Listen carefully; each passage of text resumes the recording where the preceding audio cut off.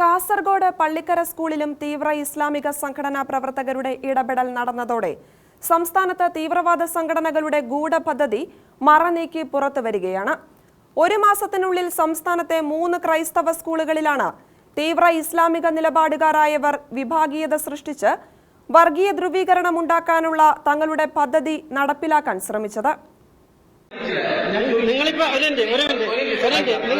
തെറ്റ് സമ്മതിക്കുന്നുണ്ടോ ഇപ്പോ ചെയ്തത്?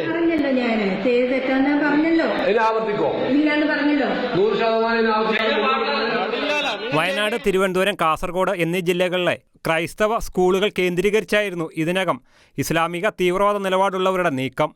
സമാധാനപരമായും മതസൗഹാർദ്ദപരമായും പ്രവർത്തിച്ചു വന്നിരുന്ന ക്രൈസ്തവ സ്കൂളുകളിൽ മതത്തിന്റെ പേരിൽ പ്രശ്നങ്ങൾ സൃഷ്ടിക്കുകയും അതുവഴി മതസ്പർദ്ധ വളർത്തുകയും തീവ്രവാദ പ്രവർത്തനങ്ങൾ ശക്തിപ്പെടുത്തുകയുമാണ് ഇവരുടെ ലക്ഷ്യം. ഇതിനകം പ്രശ്നങ്ങൾ ഉണ്ടാക്കിയ 3 സ്കൂളുകളിലും സംഘം പ്രവർത്തിച്ചത് സമാനമായ രീതിയിലായിരുന്നുവെന്ന് വ്യക്തമാണ്. എല്ലായിടത്തും ഇതുവരെ തുടർന്നു വന്നിരുന്ന യൂണിഫോമിന് വിരുദ്ധമായി താഴെ ക്ലാസുകളിലുള്ള സ്കൂൾ വിദ്യാർത്ഥികളെ മുന്നിലിറക്കിയായിരുന്നു പ്രശ്നങ്ങൾ സൃഷ്ടിച്ചത്. യൂണിഫോം ലംഘിക്കുന്ന വസ്ത്രധാരണ രീതിയുമായി സ്കൂളിലെത്തുന്ന വിദ്യാർത്ഥികളെ സ്കൂൾ അധികൃതർ തടയുമ്പോൾ രക്ഷിതാക്കൾ എന്ന രീതിയിലാണ് ഇവർ രംഗത്തെത്തുന്നത്. തുടർന്ന് സ്കൂൾ അധികൃതരുമായി ചർച്ചയ്ക്കെന്ന പേരിൽ ഒളിക്യാമറയുമായി എത്തുന്ന സംഘം ഭീഷണിയും പ്രകോപനങ്ങളും വഴി സംഘർഷാവസ്ഥ സൃഷ്ടിക്കുകയും എഡിറ്റ് ചെയ്ത വീഡിയോകൾ വഴി സാമൂഹ്യ മാധ്യമങ്ങളിൽ ദുഷ്പ്രചരണങ്ങൾ നടത്തുകയുമാണ് ചെയ്തു വരുന്നത്. ഒരു മാസത്തിനുള്ളിൽ 3 സ്കൂളുകളിലാണ് സംഘം സമാനമായ പദ്ധതി നടപ്പിലാക്കിയത്.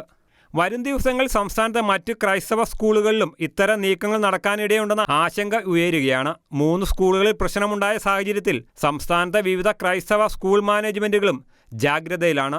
സമാധാനപരമായി പ്രവർത്തിക്കുന്ന സ്കൂളുകളിലെ വിദ്യാർത്ഥികളുടെ മനസ്സുകളിൽ പോലും മതവിദ്വേഷം ജനിപ്പിക്കാനുള്ള തീവ്രവാദ നിലപാടുകാരുടെ നീക്കങ്ങൾക്കെതിരെ സർക്കാർ ശക്തമായ നടപടി സ്വീകരിക്കണമെന്ന് വിവിധ ക്രൈസ്തവ സംഘടനകൾ ആവശ്യപ്പെട്ടിരിക്കുകയാണ്.